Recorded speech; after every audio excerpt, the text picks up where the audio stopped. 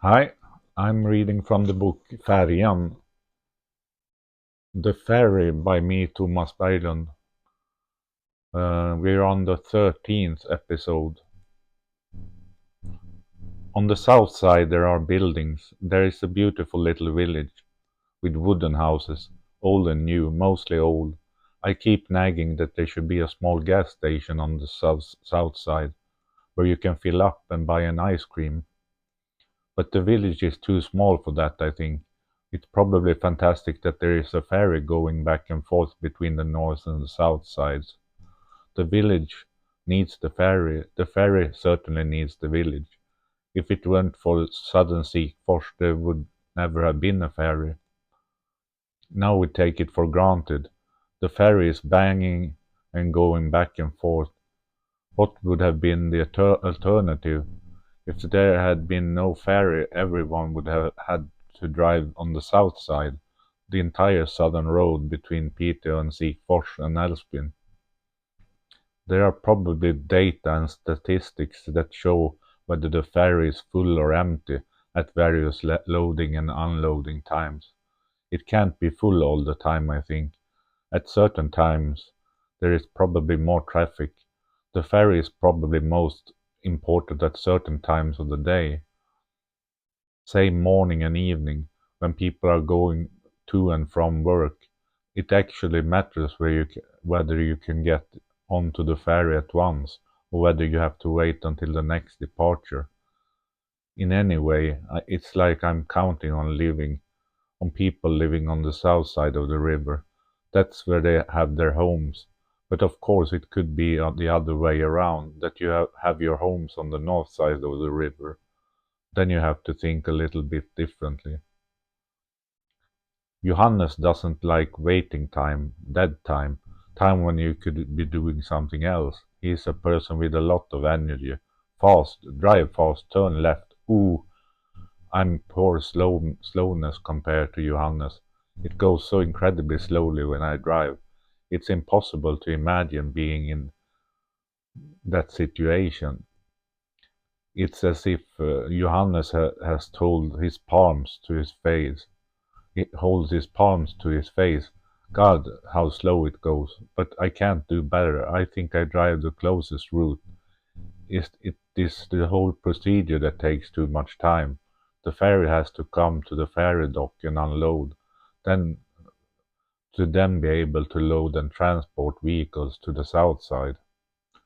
Ring, ring, my phone rings, and I can tell it's Johannes. I can see his name on the display. It's him. I answer. Tomas, as I always do. And there's a little hello from Johannes. Hi, how are you? It's good. I have to try to steer the conversation. What are you doing? I'm playing Final Fantasy 14. Okay. Have you done anything fun lately? I've been writing. You always say you do. The hard part is finding an ending. That is the really hard part. But you have to have a good time. I'll see you. I'll see you. I've even started calling Johannes. Think. New chapter, housing support, etc. When someone asks, I usually say that housing support is like home care, with the difference that they almost never do the course for you. They can make good suggestions and give good advice, but I have to do everything on my own. Don't lift a finger, and it's easy to describe housing support that way, but it's not as easy as it seems in reality. Sometimes it happens that I take a cloth and wipe the interior, and then housing support takes another cloth and helps me in the corner. I'm still the one pulling the heavy load, but I get some help from them. Or should I say, whoever works with the housing support that day. It's very luxurious. I have a hard time putting a value on housing support. Maybe it's when it's missing that it's noticeable. That's when I see how significant it is, when they're not there. When it's empty and it echoes between the walls. Where are you? Where are you? I call out. and no one answers. It's really empty. The room fills with emptiness. I'm left to myself. Loneliness comes and eats me. Loneliness is the only thing that's really true.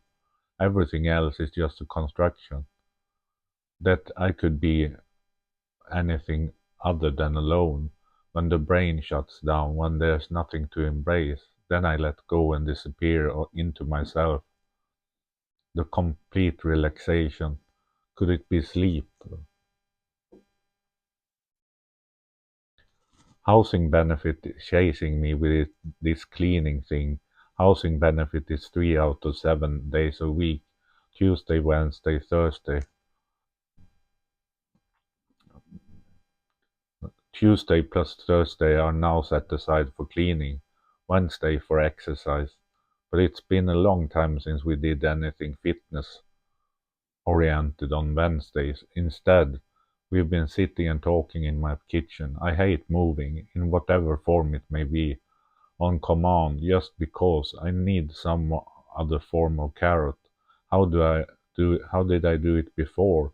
How did I do it when I didn't have um, housing support? I had to move in the end. There was no way out in the end. I had to move my body. That's enough. That's how it was. That's how it is. I have new housing support worker Anneli. She may be a great and will get along as well as possible in the future, but I thought she was a little too quick today about me hanging the laundry away until the next time we see each other, and we picked up the kitchen. That was completely fine, but the laundry is a bit of private area. It is usually allowed to hang and dangle, but not with her. Maybe it's good that I have some demands directed at me. Maybe I need that push to get me over to the other side. Maybe it was great that she took the initiative. It's a bachelor shelter here at my home.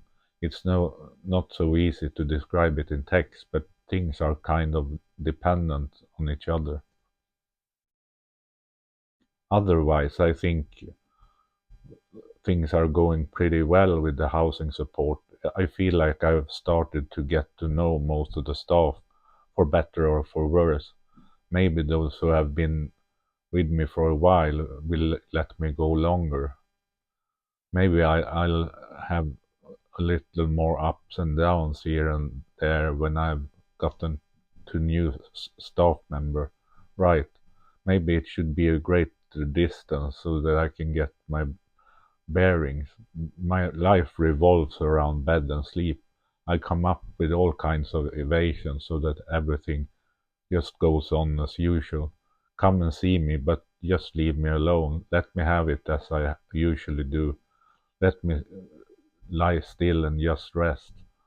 We do not need to do anything right now, do we? I don't know, but housing support is free in Älvsbyn municipality. It's like it's the most natural thing in the world. Don't ask me why it is like that. Housing support is aimed at people with mental disabilities, while home care is for everyone else. If I understand everything correctly, when I live in the house in the village, I had home care and I had to pay for it. But since I moved into town, I have housing support instead. They don't do any work, they just come by. Having someone looking in at your home, it does so much, it lifts up everything. I know that it might sound strange. There's something special about having someone come to visit. I don't think Johannes has housing support. He is covered by LSS, Act on Support and Service for Certain Disabled Persons.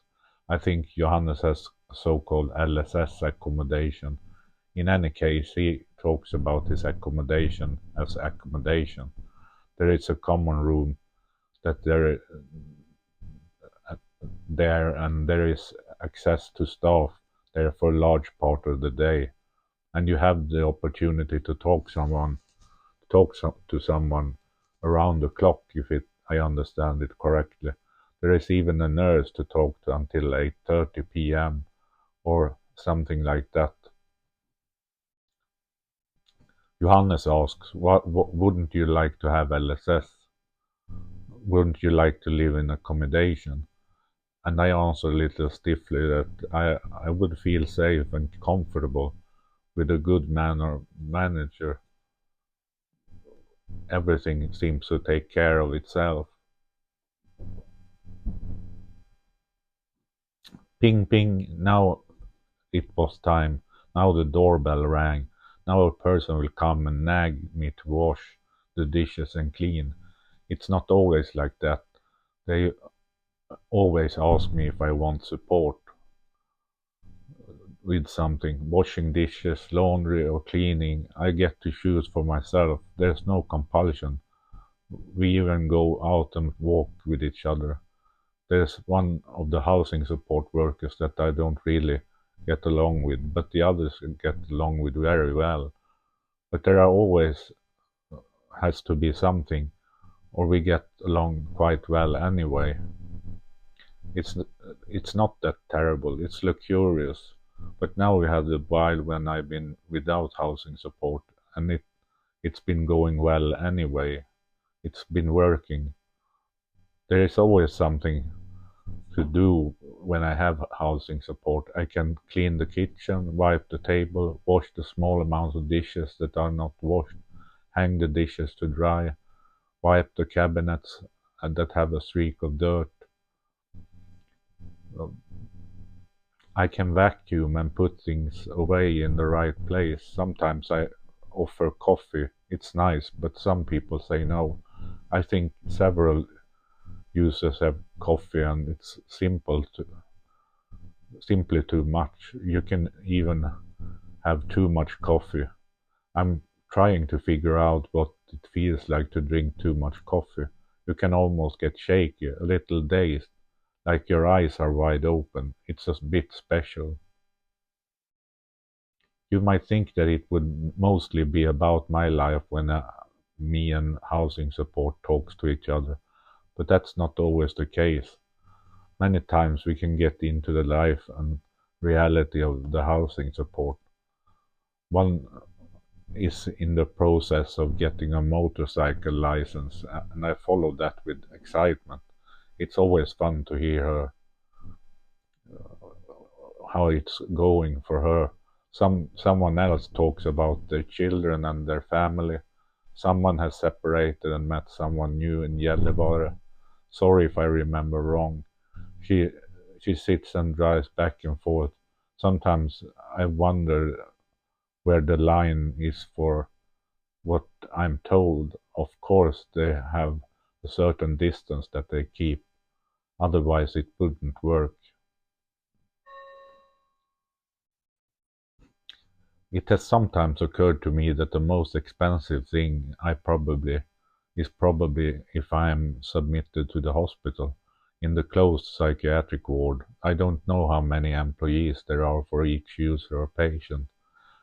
It has to work with food and coffee and medicines and smoking breaks, free time and leave. With everything, it really requires resources.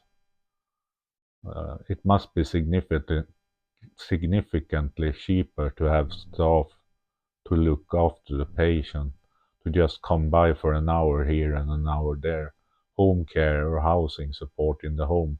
I don't know what kind of education one should have as a home care or residential support worker, social worker.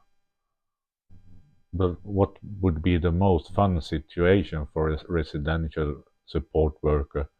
It might be when things are tidy in the kitchen or somewhere else in the home. We've been picking through my boxes in the living room, among my car stuff. Now they are scattered on the shelves in the living room, but just seeing things put up in order and the user is happy, that must be a wonderful feeling. But just seeing things get put in order and the user is happy. Without having to go in and control a visit in detail because it can sometimes feel a bit chaotic, but some users may need firm grip, someone who controls the situation a bit. Something that I am very impressed with, however, is that those who work with housing support are so punctual. It's often at the second that the doorbell rings. Then they have walked, cycled, or driven, and then they have found a parking space and parked the car.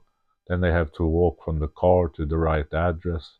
Maybe they have specified very precisely how long they can stay with the user in order to make it to the next user. That has to be the case, otherwise it wouldn't work. Then you would have gotten stuck somewhere and have been too late afterwards. As a housing support worker, you probably learn to keep to appointments. There are appointments to keep all the time. I wonder how would have functioned in that role. New chapter, the employment. Today I was pretty tired when I woke up. I took a proper shower though and ate a sandwich, and then I rolled towards the employment at the Flower. I probably arrived at 8:30, and then we sat and chatted to coffee until 9 o'clock. It was a very nice conversation about everything and nothing. Markel came today. He's cozy. I don't know what's wrong with him. He seems fragile and he shakes a lot. I shake myself. He has a cat called Lawrence who looks so cozy. Now he's met a girl from Peter who wants them to get engaged. Marre is funny. She can look really tired. Dawn, Aaron, Marty, Claes. Today there were that many people of us anymore. The leader Bjarne was out on the range this morning. At the employment center we drink coffee and then I prefer to sit and write, like now. But when we have the leader manager Bjarne, who is really good at coming up with different activities. For example, it could be organizing a tip round. It might sound simple, but first I have to think of suitable questions. They have to be fairly naive questions. Everyone should have a chance. Then they should be printed out on an A4 paper. Then the paper should be wrapped in plastics, and each piece of plastic should be stapled to a special post that can be hammered into the ground. That's right, but I prefer to write. Now Bjarne is planning for us to make a newspaper, our newspaper or something like that. There will be reports, photographs and writing. It feels like fun doing, though. I can feel like a spy when I am at the employment, when I unconsciously and consciously compare myself to one of the other participants. Klaus is almost completely stuck in his wheelchair. Alex is quite chubby and drives a moped and scratches his nose quite a lot. Don looks like he has a swing of Down syndrome. Marty gets angry at Don easily. He can sound angry at all, but most things turn out well. As I said, Markel has a cat who just turned 4. It's hard to mention the cat Lawrence when you talk to Markel. Not to mention, Aaron quietly walks around with a pad or some paper, and it looks like he's writing something down, whatever it might be. Mare is quite new and a bit chubby. Her hair and head look wet. Little Mai talks before she thinks, I don't know. Maybe she thinks incredibly fast. Words just flow out to her. Sometimes Orvar is new to me. He rolls forward in his wheelchair and performs certain tricks on the computer. Among other things, he has, together with Bjarne, tried to translate from an African language to Swedish. The translations are incredible. You just laugh out loud. Albert also looks a little Downesque. A woman has her own room with sewing and weaving. I'm sure I've forgotten someone. Well, Jenny, who cleans and has been on Idol, the TV show. The staff is Bjarne, Åsne, Maria and Dag, and then Sanna and Lina who take care of Claes, who is constantly bedridden in his special wheelchair. I sometimes wonder what he is thinking about different things. Thank you very much. That was the 13th episode.